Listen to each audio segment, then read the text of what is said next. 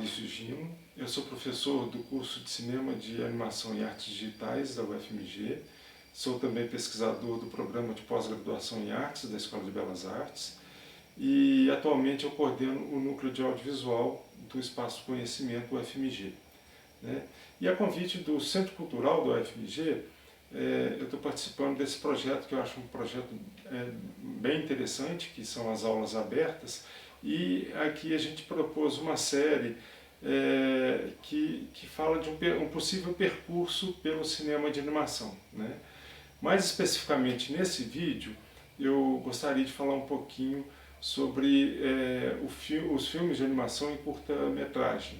Geralmente a animação ela é de forma equivocada associada a conteúdos infantis exclusivamente, geralmente representados em filmes de longa duração ou em séries animadas, porém existe uma produção bastante numerosa e vigorosa de filmes em curta duração, que geralmente ficam mais restritos a um circuito de festivais. E é sobre essa produção que eu gostaria de falar aqui um pouquinho hoje. Deve-se considerar que o cinema de animação nasceu num formato curto.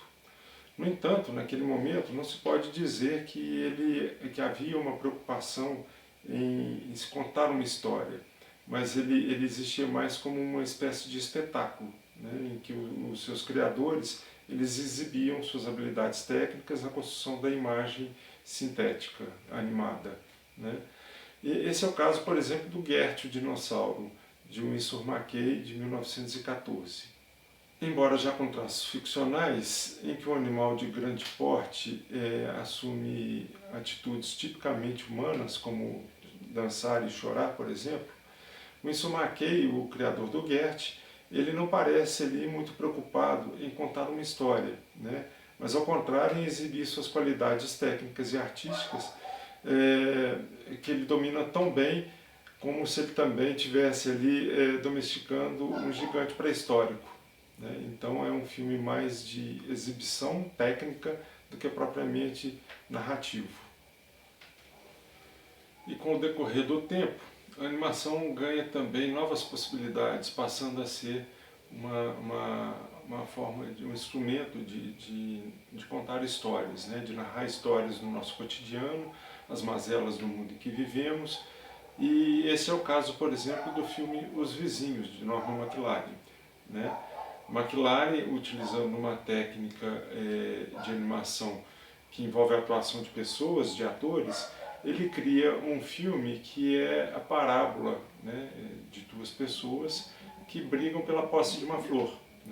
Esse filme ele pode ser compreendido metaforicamente como sendo a disputa de duas potências num mundo geopolítico polarizado daquele momento. É um filme de 1952, do pós-guerra, e então ele reflete aquele momento político.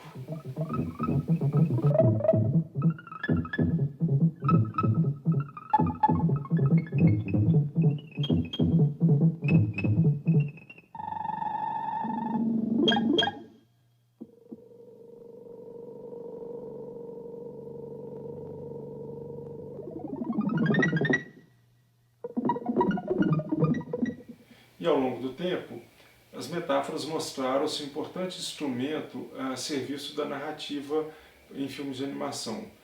É o caso, por exemplo, do filme Miau, de Marcos Magalhães.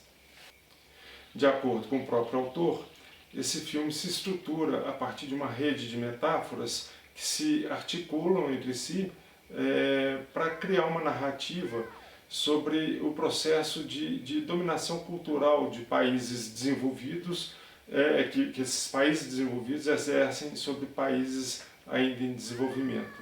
Então ele trata desse tema de uma maneira metafórica.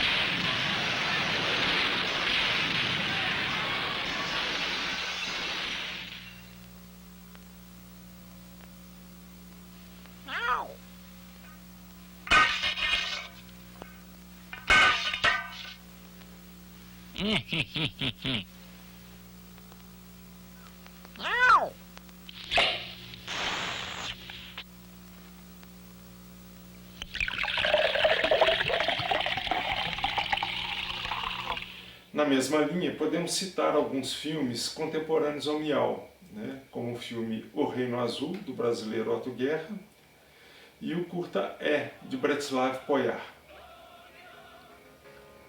Nascido na antiga Tchecoslováquia, Pojar produziu seu filme no National Film Board do Canadá, né? No entanto, o seu filme, assim também como o de Otto Guerra, eles tratam de regimes autoritários que governavam seus respectivos países naquele momento político, né? Então, esses filmes eles refletem, de alguma maneira, um momento histórico.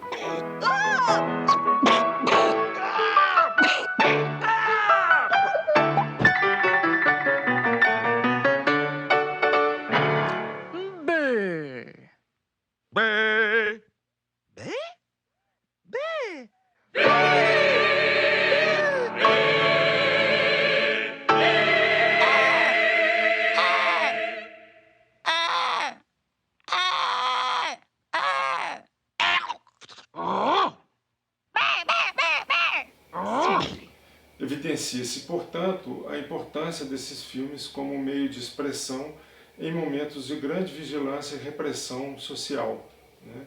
E para nós, no contexto atual, esses filmes podem nos servir de resgate histórico e de alerta, especialmente no momento de enormes retrocessos políticos que a gente vive na atualidade.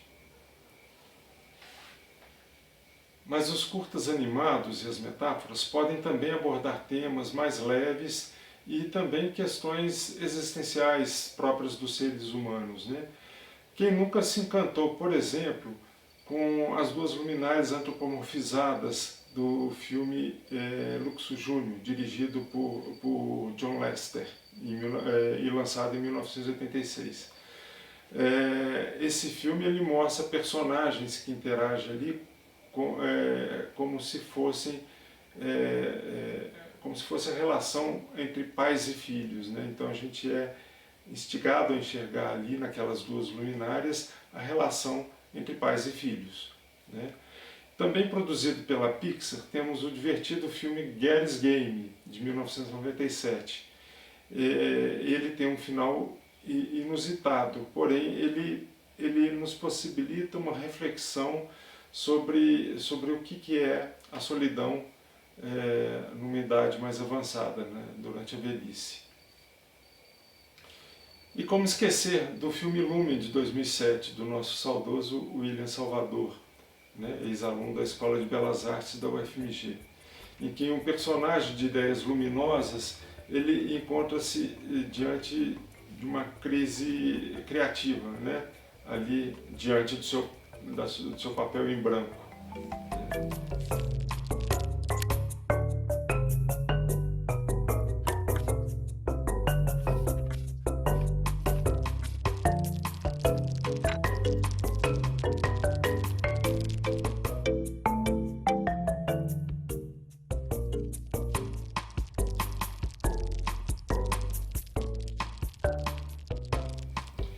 Temos ainda o belo filme holandês Pai e Filha, do ano 2000, de Michael Dudok de Wit.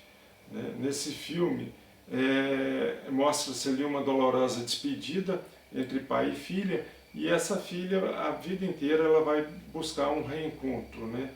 Então é um filme que a gente, de certa forma, trata do tema da morte, né? A gente pode enxergar nesse filme esse tema mais denso que é a própria morte. Ou seja, esses filmes, em geral, refletem o seu tempo, uma vez que eles são extremamente conectados ao contexto sociocultural e político em que são produzidos, né? O que faz com que eles funcionem como verdadeiras crônicas do seu tempo, né? São crônicas audiovisuais.